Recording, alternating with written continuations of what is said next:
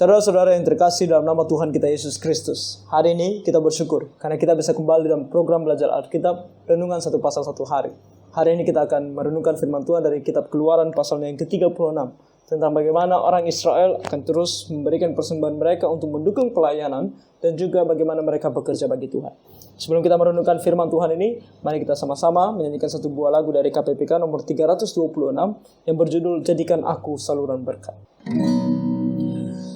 Di dalam dunia yang penuh liku, banyak yang keluh kesah. Bawa terangnya ke tempat gelap itu yang susah dihiburkan. Jadikan aku saluran berkat dan pemancar kasih Kristus. Dengar doaku dan jadikanku saluran berkat bagi umatnya. Beritakan tentang kasih Tuhanmu, tentang pengampunannya. Bawalah mereka kepadanya dengan saksi hidupmu. Jadikan aku saluran berkat dan pemancar kasih Kristus. Dengar doaku dan jadikanku saluran berkat bagi umatnya. Nah, biarlah ini menjadi doa kita, bahwa kita ingin menjadi saluran berkat bagi umat Tuhan. Hari ini kita akan merenungkan dari Keluaran pasal 36. Mari kita sama-sama membacanya dan merenungkannya. Firman Tuhan berkata, demikianlah harus bekerja Bezaleel dan Aholiab dan setiap orang yang ahli yang telah dikaruniai Tuhan keahlian dan pengertian, sehingga ia tahu melakukan segala macam pekerjaan untuk mendirikan tempat kudus, tempat tepat menurut yang diperintahkan Tuhan. Jadi kita membaca di pasal 35 bagaimana Tuhan mengangkat Bezaleel dan Aholiab menjadi kepala dari segala atau semua orang yang bekerja untuk membangun kemah suci dan segala hal yang diperlukan di dalam ibadah kepada Tuhan. Nah, ini harus menjadi hal yang perlu kita lihat karena prinsipnya sama. Pada masa bangsa Israel itu berjalan di padang gurun, Tuhan memberikan mereka kemah suci di mana mereka beribadah.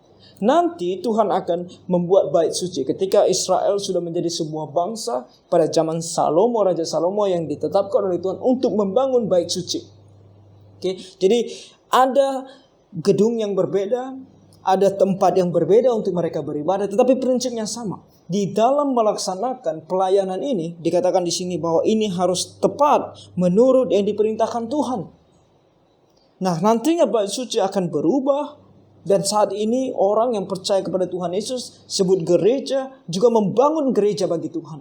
Nah, bagaimana kita membangun gereja bagi Tuhan? Kalau kemah suci dan bait suci jelas secara detail ukurannya dan jenis bahan-bahannya itu jelas. Tapi gereja itu gedungnya itu dibangun tidak jelas detailnya. Tuhan tidak memberitahukan kepada kita apakah dengan menggunakan batu atau menggunakan kayu, apakah dengan menggunakan semen atau menggunakan tanah biasa.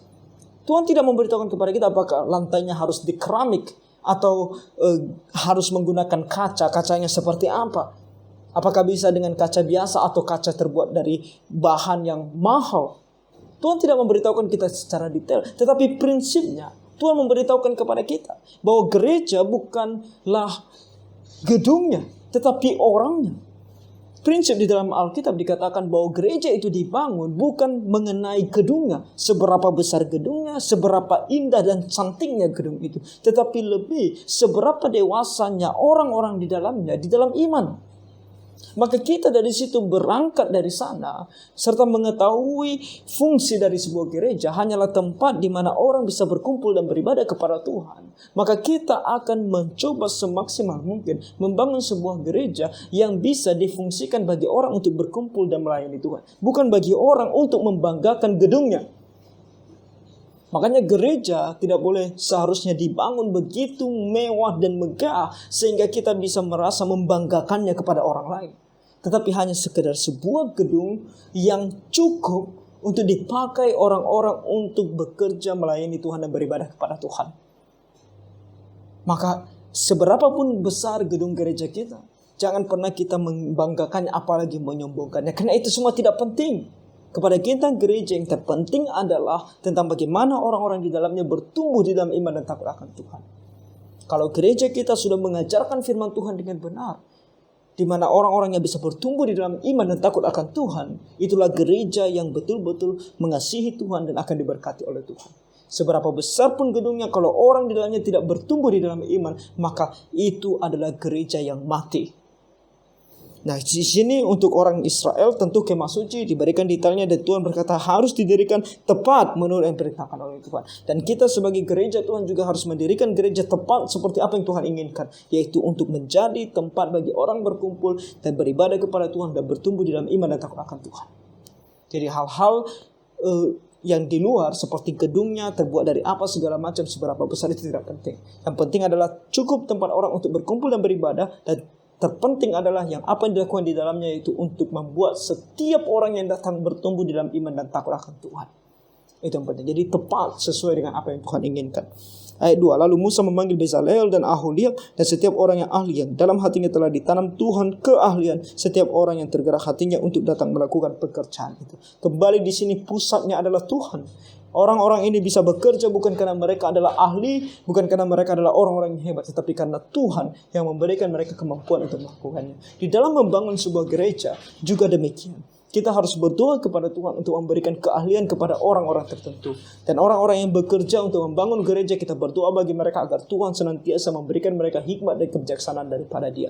Dan kemudian di dalam melaksanakan segala pelayanan dalam gereja nantinya pun kita harus berdoa supaya Tuhan terus menolong dan memberkati setiap orang dengan hikmat daripadanya untuk melayani Dia sesuai dengan kehendak Tuhan. Ayat 3, mereka menerima daripada Musa seluruh persembahan khusus yang telah dibawa oleh orang Israel untuk melaksanakan pekerjaan mendirikan tempat kudus. Jadi mereka menerima orang-orang bekerja dengan cara memberikan persembahan mereka untuk mendukung pelayanan. Dan kemudian di sini dikatakan tetapi orang Israel itu masih terus membawa pemberian sukarela kepada Musa tiap-tiap pagi. Jadi mereka sebelum disuruh berhenti untuk memberikan persembahan mereka untuk mendukung pelayanan ini, mereka terus memberikannya, terus memberikannya. Karena mereka mengasihi Tuhan dan mereka mau mendukung pelayanan bagi Tuhan. Mereka mau dibangun kemah suci di mana mereka bisa beribadah kepada Tuhan. Ini adalah anak-anak Tuhan dan ini harus menjadi contoh yang besar kepada kita. Kita mau memberikan persembahan kepada Tuhan untuk mendukung pelayanan dalam gereja. Apakah kita memberikannya dengan susah hati atau dengan sukarela, dengan keinginan yang besar untuk berterima kasih kepada Tuhan dan mau mendukung pelayanan Tuhan. Tuhan bisa menyediakan apa saja yang Dia inginkan dengan kuasa-Nya yang begitu luar biasa. Tetapi inilah kesempatan yang baik untuk kita. Apakah kita menyia-nyiakan kesempatan ini atau kita mengambilnya dengan sukarela memberikan persembahan kita untuk pelayanan Tuhan. Nah, itu yang harus kita uji hati kita. Bagaimana kita berperilaku di hadapan Tuhan mengenai apa yang kita persembahkan kepada Tuhan. Ayat 4, dan segala orang ahli yang melakukan seluruh pekerjaan untuk tempat kudus itu datanglah masing-masing dari pekerjaan yang dilakukannya. Dan berkata kepada Musa, rakyat membawa lebih banyak dari yang diperlukan untuk mengerjakan pekerjaan yang diperintahkan Tuhan untuk dilakukan. Dan ini adalah suatu prinsip yang harus gereja juga miliki. Yaitu adanya persembahan khusus untuk melaksanakan pelayanan tertentu. Dan pelayanan ini kalau diberikan atau jemaat Tuhan memberikan persembahan mereka untuk pelayanan ini, maka kita harus memastikan semuanya diberikan dengan cukup. Nah, ketika itu berlebihan dan dana yang berlebihan tersebut, kita tidak bisa mengambilnya kembali dan kita tidak tahu harus dikemanakan. Di sini ada satu prinsip yang bisa kita contoh. Karena di sini dikatakan di ayat 6, lalu Musa memerintahkan supaya dimaklumkan di mana-mana di perkemahan itu demikian. Tidak usah lagi ada orang laki-laki atau perempuan yang membuat sesuatu menjadi persembahan khusus bagi tempat kudus. Karena sudah cukup untuk pembangunan kemah suci. Untuk pelayanan yang satu ini sudah cukup. Jadi jangan lagi ada yang memberikan. Oke? Jangan kita sebagai gereja Tuhan juga, ketika ada satu pelayanan, orang terus memberikan dan berlebih. Dan kita tidak pakai untuk pelayanan itu. Apa yang kita lakukan? Kita terus memungutnya untuk kita.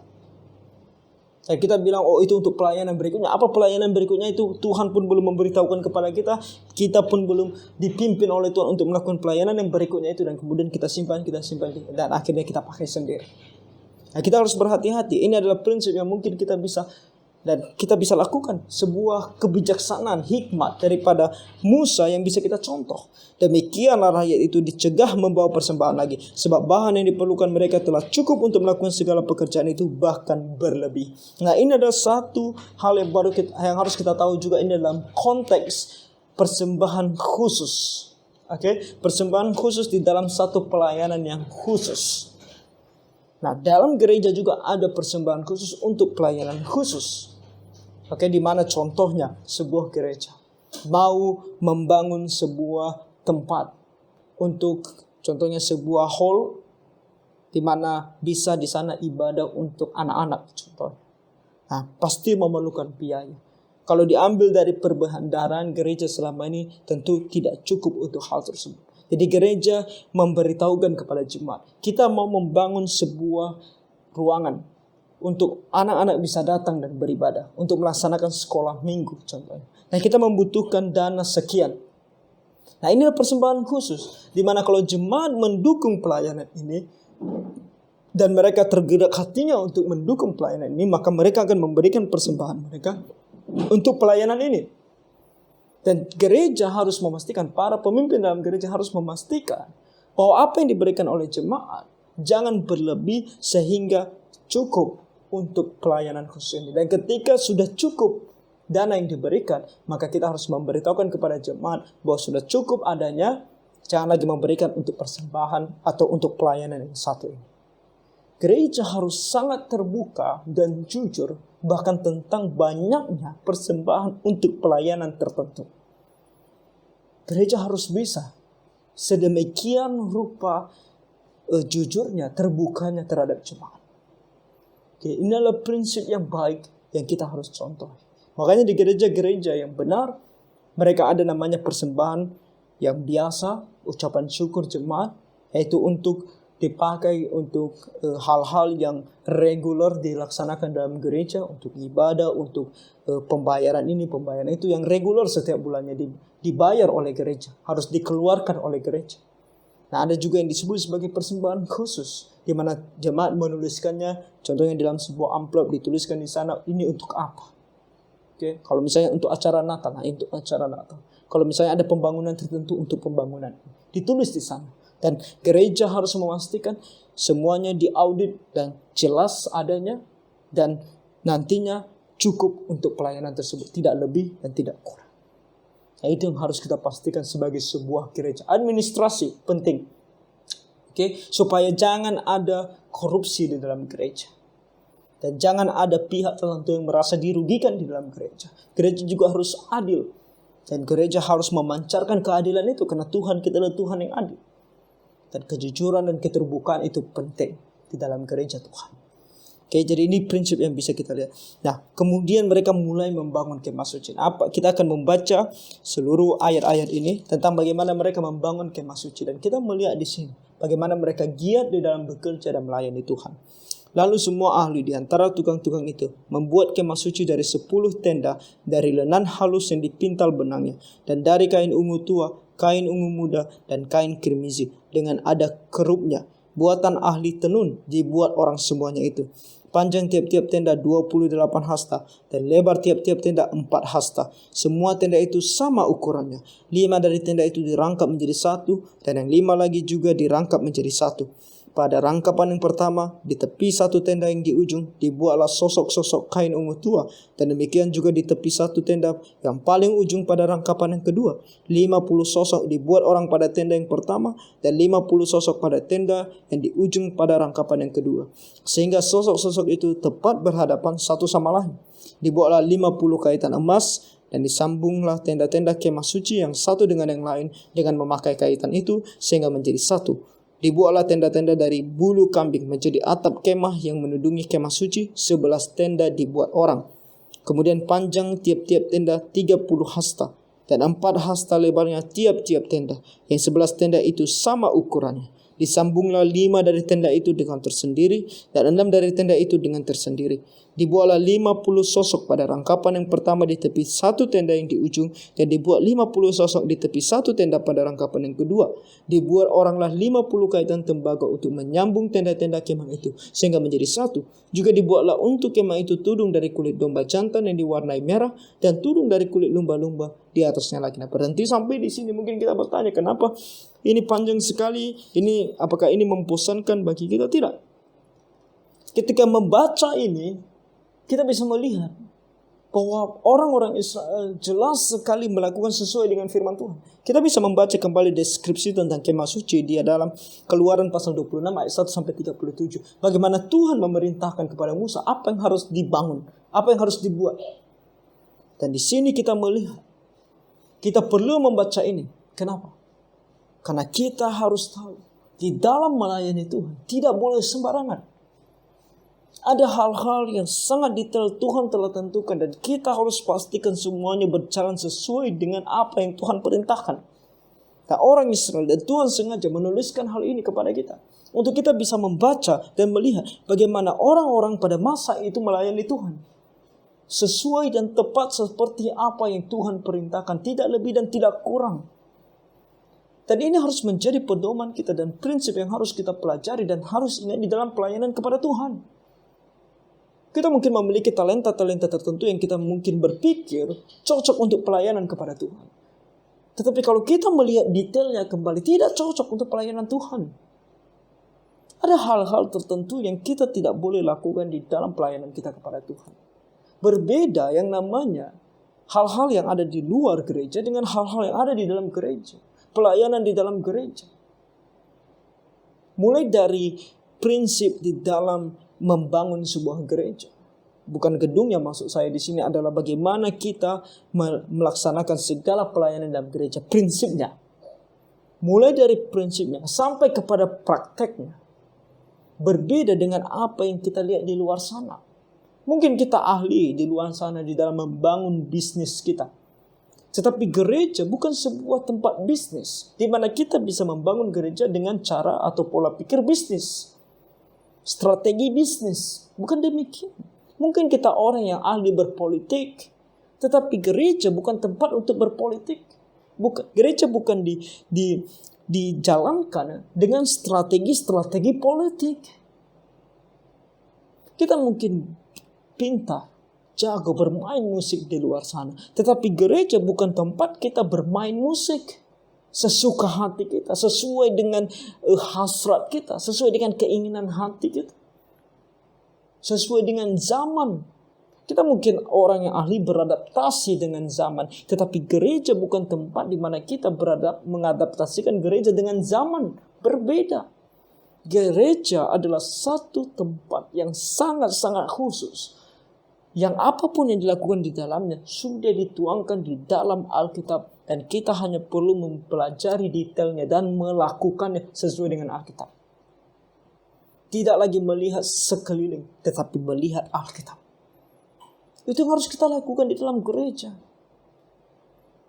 Tepat seperti apa yang Tuhan perintahkan. Jadi kalau Tuhan menginginkan yang namanya ibadah yang kudus, dengan rasa hormat dan takut akan Tuhan, dengan keteraturan, di dalam keindahan keteraturan, di dalam keindahan kekudusan, maka kita harus memastikan ibadah dalam gereja sesuai dengan apa yang Tuhan inginkan. Makanya ibadah dalam gereja seharusnya sangat-sangat teratur, jelas. Apa yang dilakukan di dalam gereja jelas, teratur. Cara bernyanyi, ketika kita bernyanyi kepada Tuhan teratur. Kita harus memastikan semuanya teratur. Sehingga ketika yang memimpin pujian sama jemaat yang bernyanyi bisa bernyanyi dengan jelas dan sama sinkron, teratur. Bukan pemimpin ibadahnya atau pemimpin pujiannya berapa sana sini, mengembangkan atau berimprovisasi sana sini, menunjukkan kebolehannya. Tapi semua harus teratur, jelas. Apa yang disampaikan harus jelas. Bukan dengan bahasa yang tidak dimengerti, tapi bahasa yang dimengerti. Harus jelas, teratur. Jenis musiknya, bukan jenis musik yang kita pakai di klub, bukan jenis musik yang kita pakai di konser-konser, tapi jenis musik yang betul-betul menggambarkan keindahan, kekudusan. Jelas, detail sesuai dengan firman Tuhan. Orang Israel melayani Tuhan dengan sangat detail dan sesuai dengan firman Tuhan. Kita pun pada masa ini harus melayani Tuhan dengan sesuai dengan firman Tuhan secara detail. Dan kita bilang, oh, gereja itu harus mengikuti zaman. Tidak. Gereja tidak perlu mengikuti dan tidak seharusnya mengikuti zaman. Tetapi setiap orang dari zaman manapun harus tunduk dan beradaptasi terhadap gereja yang sesuai dengan Alkitab. Itu yang benar. Bukan kita membuat gereja nyaman bagi orang luar untuk masuk. Tetapi kita membuat orang luar beradaptasi dengan apa itu gereja. Itu dia yang benar. Jadi kita harus memastikan itu. Orang Israel memastikan itu. Kita baca lagi. Lanjutannya. Ayat 20-30. Dibuat oranglah untuk kemah suci. Itu papan dari kayu penaga yang berdiri tegak. Kita baca dalam pasal 26. Ini kan kayu-kayu yang dimana nantinya atap-atap, kan, kain-kain yang menutupi kemah suci di situ disangkutkan. Oke, nah ini jelas sekali sih 10 hasta panjangnya tepat 1 papan dan 1,5 hasta lebarnya tiap-tiap papan. Tiap-tiap papan ada 2 pasaknya yang disengkang satu sama lain. Demikianlah diperbuat dengan segala papan kemah suci. Dibuat oranglah papan-papan untuk kemah suci, 20 papan pada sebelah selatan dan 40 alas perak dibuat orang di bawah ke-20 papan itu, 2 alas di bawah 1 papan untuk kedua pasaknya, dan seterusnya 2 alas di bawah setiap papan untuk kedua pasaknya. Juga dibuat orang untuk sisi yang kedua dari kemah suci pada sebelah utara, 20 papan dengan 40 alas peraknya, 2 alas di bawah 1 papan dan seterusnya 2 alas di bawah setiap papan. Untuk sisi belakang kemah suci pada sebelah barat dibuat oranglah 6 papan. 2 papan dibuat orang untuk sudut kemah suci di sisi belakang. Kedua papan itu kembar pasaknya di sebelah bawah, dan seperti itu juga kembar pasaknya di sebelah atas di dekat gelang yang satu itu. Demikianlah dibuat orang dengan kedua papan yang untuk kedua sudutnya itu. Jadi ada 8 papan dengan alas peraknya, 16 alas, 2 alas di bawah 1 papan. Tepat seperti apa yang Tuhan perintahkan. Dalam pasal 26 Tuhan sudah memberitahukan kepada mereka apa yang harus dilakukan, dan sekarang mereka lakukan tepat seperti apa yang Tuhan perintahkan. Jadi kita juga harus memastikan di dalam gereja Tuhan, dalam segala hal yang kita lakukan di dalam gereja Tuhan, tepat seperti apa yang Tuhan inginkan. Harus. Kalau ada di antara kita yang mempertanyakan hal ini dan berkata, bagaimana mungkin tepat seperti apa yang Tuhan perintahkan? Bukan Tuhan tidak ada membahasnya secara detail dalam Alkitab, berarti kamu belum membaca Alkitab. Kalau ada pendeta kamu yang mengatakan, oh tidak mungkin karena di dalam Alkitab tidak ada detail tentang bagaimana kita harus beribadah kepada Tuhan, alat musik apa yang kita gunakan, bagaimana cara kita bernyanyi, berarti dia belum membaca Alkitab dengan detail, dengan benar. Karena di dalam Alkitab dituliskan apa yang harus kita lakukan. Kita lanjut ayat 31 sampai ayatnya yang ke-38. Dikatakan di sini, dibuatlah juga kayu lintang dari kayu penaga, 5 untuk papan-papan pada sisi yang satu dari kemah suci, 5 kayu lintang untuk papan-papan pada sisi yang kedua dari kemah suci, dan 5 kayu lintang untuk papan-papan kemah suci yang merupakan sisi belakangnya pada sebelah barat. Dibuat oranglah kayu lintang yang di tengah menjadi melintang terus di tengah-tengah papan-papan itu dari ujung ke ujung. Papan-papan itu disalut dengan emas, gelang-gelang itu dibuat dari emas sebagai tempat memasukkan kayu-kayu lintang itu, dan kayu-kayu lintang itu disalut dengan emas. Dibuatlah tabir itu dari kain ungu tua dan kain ungu muda, kain kirmijan dan nan halus yang dipintal benangnya, dibuat dengan ada kerupnya, buatan ahli tenun. Dibuat oranglah untuk itu 4 tiang dari kayu penaga, dan disalutlah itu dengan emas, dengan ada kaitannya dari emas. Lalu lagi dituanglah 4 alas perak untuk tiang itu. Juga dibuat orang tirai untuk pintu kemah itu dari kain ungu tua, kain ungu muda, kain kirmiji, dan lenan halus yang dipintal benangnya, tenunan yang berwarna-warna, dan kelima tiangnya dan kaitan untuk tiang itu. Disalutlah ujungnya dan penyambung-penyambungnya dengan emas, dan kelima alasnya itu adalah dari tembaga. Demikianlah mereka melakukannya tepat seperti apa yang Tuhan perintahkan. Prinsip yang sama yang kita harus miliki di dalam pelayanan kepada Tuhan. Tadi lagu kita di awal mengatakan jadikan aku saluran berkat. Menjadikan kita saluran berkat, tentu kita bisa melayani Tuhan dengan cara-cara yang Tuhan inginkan. Kalau kita Tuhan berikan berkat yang berlebih, untuk kita bisa memberikan kepada orang yang membutuhkan, kita berikan. Kalau kita diberikan talenta-talenta tertentu oleh Tuhan, yang kita bisa pakai untuk melayani Tuhan, kita pakai untuk melayani Tuhan. Tapi dalam semuanya ini, prinsip yang harus selalu kita ingat dan kita tanyakan, sudahkah dan akankah kita lakukan sesuai dengan firman Tuhan, sesuai dengan yang diperintahkan oleh Tuhan? Ataukah kita hanya berpikir, aku punya talenta, aku lakukan sesuai dengan apa yang aku inginkan. Aku mempunyai materi, aku berikan dan aku lakukan sesuai dengan apa yang aku inginkan. Kalau demikian cara kita, maka itu tidak berkenan kepada Tuhan. Berkenan kepada Tuhan adalah apa yang kita miliki, apa talenta yang kita miliki, kita berikan untuk Tuhan sesuai dengan firman-Nya. Kita kerjakan sesuai dengan firman-Nya. Itu yang harus kita lakukan. Pastikan semuanya ini agar Tuhan sungguh-sungguh senang dan bahagia, berkenan kepada apa yang kita lakukan kepada Dia. Kalau tidak, semuanya akan sia-sia di hadapan Tuhan. Bahkan hati-hati bisa menjadi murka di hadapan Tuhan. Karena Tuhan tidak mengasihi kita dan tidak menghormati Dia bahkan dalam pelayanan kita kepadanya. Ingat Kain dan Habel, bagaimana Tuhan memberkati persembahan dari Habel tetapi menolak persembahan Kain. Kalau itu tidak sesuai dengan keinginan Tuhan, Dia pasti akan menolak. Jadi saudara, mari kita semua memastikannya sebagai anak-anak Tuhan. Jadi kiranya Tuhan menolong kita semua. Tuhan memberkati.